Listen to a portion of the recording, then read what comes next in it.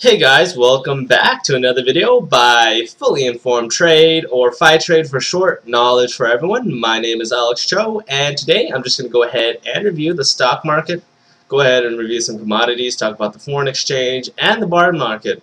So without any further delay, let's go ahead and review all of these key markets. First of all, dollar index has continued its downward trend ever since around 1 a.m. onwards, alright? So pretty much downward trend in the dollar index pretty much means positive momentum for all commodity classes, including the stock market as well. As you guys can go ahead and see on this chart though, we're seeing the euro-US dollar have a sizable rally, and that is pretty much causing the downfall in the US dollar index. Remember the perfect inverse correlation, a strengthening euro always equates into a weakening US dollar index. See, euro-US dollar strengthens, and of course, the dollar index does weaken. Now let's move on to the next chart, which is going to be the Dow Jones Industrial Average. Dow Jones is having some pretty positive momentum, and for as long as the dollar index does continue this downwards momentum, you can assume that the dollar index or the Dow Jones Industrial Average will continue to go higher. Again, so just keep that in mind. You know, if you're probably going to break out of the 12,250 area pretty soon.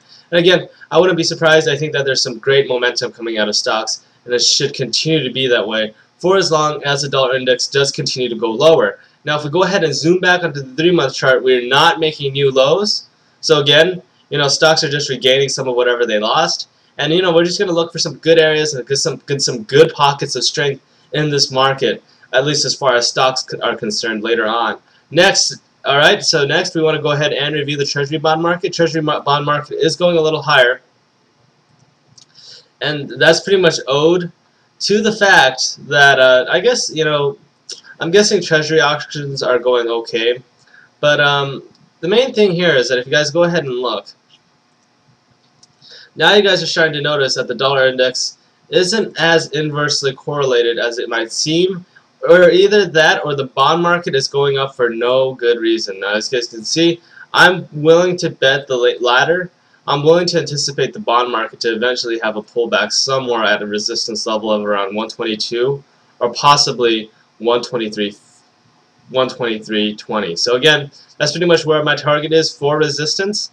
And again, I don't anticipate this to last that long. Remember, an inflating dollar is not good for interest rates. Okay?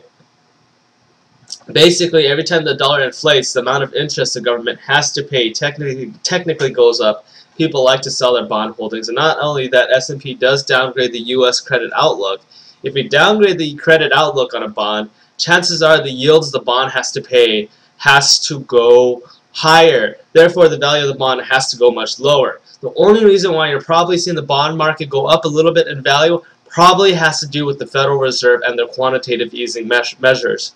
But once quantitative easing comes to a close sometime in June or July, which is my real anticipation of those type of events, based on what I'm anticipating out of May, remember, the favorite Wall Street adage, sell in May, go away.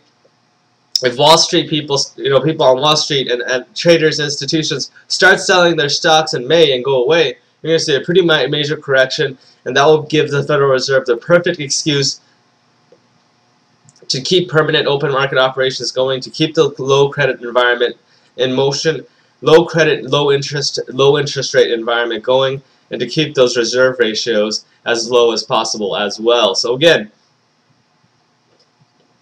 if I were you guys, I don't think we should. I'm really not expecting anything out of the April 25 or 26 or 27 meeting. What I really want you guys to watch out for is the June-July meetings. Okay, moving on, I want to go ahead and review the crude oil E-minis. Crude oil is getting a pretty sizable bounce after the dollar index has gone down substantially in value. Now, from a technical perspective, how low can this possibly get? Well, we've already we've tried breaking this previous area of support, and if it does get broken eventually, we'll eventually go down to the 74.80 level. Now, I think that if you guys are going to place a bet anywhere, I would put the bet at 74.80.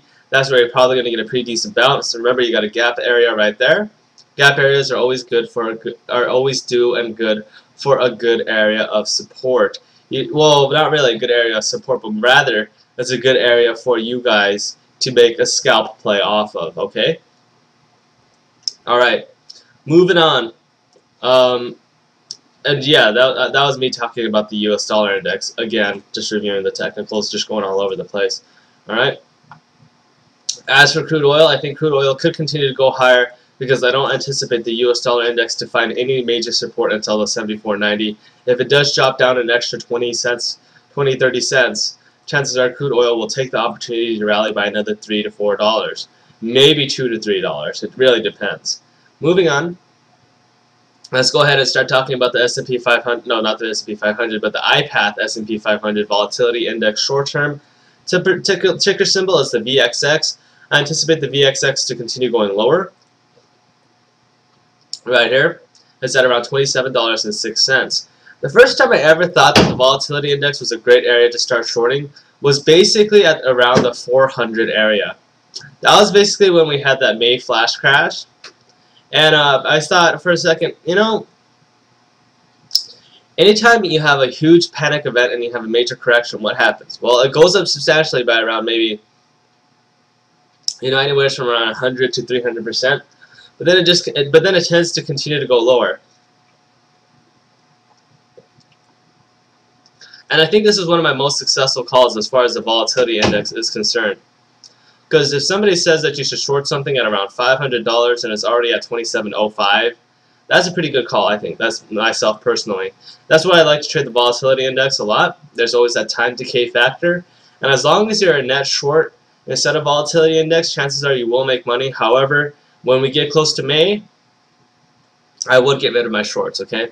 So this is one of my favorite trades. I like to short the volatility index. It is one of the easiest ways you could possibly make money in the markets, because remember, the volatility index has this great pattern, this really great pattern of continuing to go lower, and every time it goes up it seems to be almost very temporary, and then it just continues going lower. You could just keep adding more short positions, or you could just cover whenever you see some major global event on the horizon. You see a quick bounce. We all know what quick bounces mean on the volatility index. If you watch my videos closely and you follow me on a regular basis, all that means is that it's going to go up for a little bit. It's going to form a sharp peaking pattern, and then you can continue to short and make some easy money.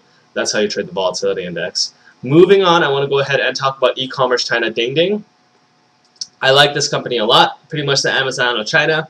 Valuation is reasonable. It has gone all the way down to around $1.7 billion in market cap, although I believe that, judging by the amount of potential e-commerce companies have, along with the emerging middle class of China, as well as the higher consumption rates that we're starting to see, I believe China and consumption go hand in hand. The emerging middle class wants to shop for goods and products that are relatively cheap, that meets their needs. And remember, for the average middle class American, where do we go online to buy what we need? It's usually Amazon.com, right? We don't go off and start buying stuff at those really expensive places at the mall and stuff. If you ever make a major purchase or buy a lot of goods and stuff that's actually practical, books, you know, Amazon pretty much sells just about anything and everything. And again, you're starting to see DingDing go the same exact route. They sell books, they sell this, they sell that. They sell just about everything. Therefore, I like to China DingDing. Amazon was successful, and in a country that has a middle class, a bolstering middle class, I believe the middle class in China will reach around 800 million people in the middle class by 2020. And if you want to play that middle class population, the best way you could possibly do it is through e-commerce China DingDing. Anyway, I hope that helps all of you guys out. If you guys are interested in these videos, please be sure to go ahead and subscribe to my YouTube channel. I will always have more for you guys in the coming weeks, months, and days ahead. And also, if you guys are interested in this charting software, check out the link right below. Anyway, that does it for me for today. Take care, guys, and I hope you guys have an excellent trading day.